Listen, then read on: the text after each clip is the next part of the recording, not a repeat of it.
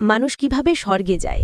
কিছু মুসলিম বলে যে মুসলিমরা সবাই স্বর্গে যাবে, যে যদি কেউ মুসলিম হয় তবু সে অবশ্যই স্বর্গে যাবে না। তাই যারা বলে শেষে আমরা স্বর্গে যাব তারাও মূর্খ। আমার নাম আয়ুনা এবং আমি একজন গৃহিণী হোস্ট এবং আমি আসলে আমার একজন আমেরিকান নন মুসলিম বন্ধুর পক্ষ থেকে একটি প্রশ্ন উপস্থাপন করছি, যিনি আজ রাতের এই অনুষ্ঠানে উপস্থিত থাকতে পারেননি। এবং প্রশ্নটি হলো, তিনি বলেছেন যে মানুষ কিভাবে স্বর্গে যায়।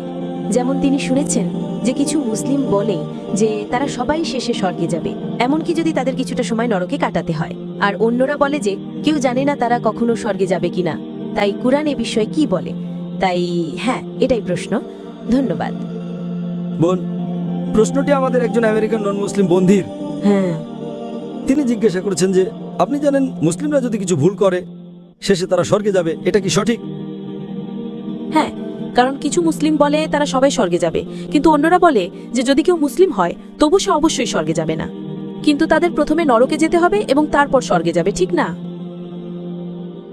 এটাই প্রধান প্রশ্ন। হ্যাঁ, কারণ যেমন কিছু মুসলিম বলে যে মুসলিমরা সবাই স্বর্গে যাবে, হ্যাঁ, কিন্তু কেউ কেউ বলে যে এমনকি যদি তারা একজন মুসলিম হয় তারা স্বর্গে যাবে, কিন্তু প্রথমে নরকে যেতে হবে, তারপর পরে স্বর্গে যাবে। এরকম প্রশ্ন হলো, যদি কোনো মুসলিম পাপ করে হ্যাঁ, তারা কিছু সময় নরকে থাকবে এবং শেষে স্বর্গে যাবে, এটা কি সঠিক? হ্যাঁ। আল্লাহ কোরআনে সূরা নিসার 48 নম্বর এবং 116 নম্বর আয়াতে বলেছেন, যদি আল্লাহ ইচ্ছা করেন তিনি যে কোনো পাপ মাফ করতে পারেন, কিন্তু শিরকের পাপ তিনি কখনো মাফ করবেন না। যদি আপনি আল্লাহর সাথে শরীক স্থাপন করেন তবে আল্লাহ আপনাকে কখনো ক্ষমা করবেন না, যতই ভালো হন, কারণ এটা ইসলামের সবচেয়ে বড় পাপ। আপনার নিজের এখন যে মুসলিমরা শিরক ছাড়া অন্য কোনো পাপ করে, যদি আল্লাহ ইচ্ছা করেন তিনি পাপটি মাফ করতে পারেন। শিরকের পাপটি সবচেয়ে বড় পাপ, যা আল্লাহ কখনো মাফ করবেন না। যদি আপনি মৃত্যুর আগে সংশোধন না করেন, আপনি মৃত্যুর আগে বলেন যে তা অনুসরণ করেছেন, কিন্তু যদি আপনি মুশরিক হিসেবে মারা যান তবে আপনাকে 100% নরকের শাস্তি পেতে হবে।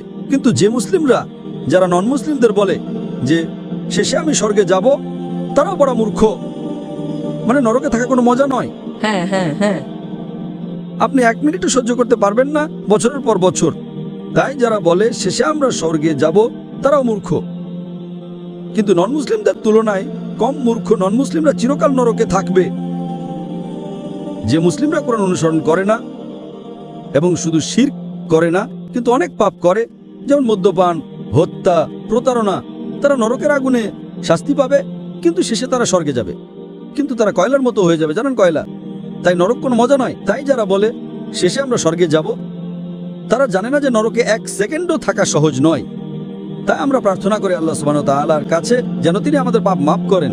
আমরা চেষ্টা করি এবং ভালো কাজ বেশি করি যাতে আমাদের ছোট পাপ আল্লাহ মাফ করেন। তাই আল্লাহ কোরআনে বলেছেন, বড় পাপ থেকে দূরে থাকো এবং আল্লাহ আপনার ছোট পাপ মাফ করবেন। এবং আপনারা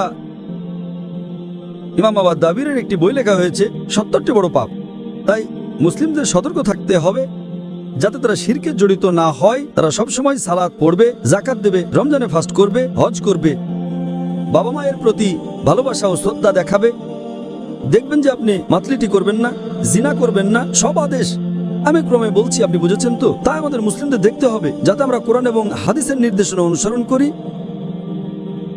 আর ইনশাআল্লাহ বড় পাপ থেকে দূরে থাকি। ইনশাআল্লাহ আল্লাহ আপনি ছোট পাপ মাফ করবেন। আশা করি প্রশ্নের উত্তর দেওয়া হয়েছে। ঠিক আছে, অনেক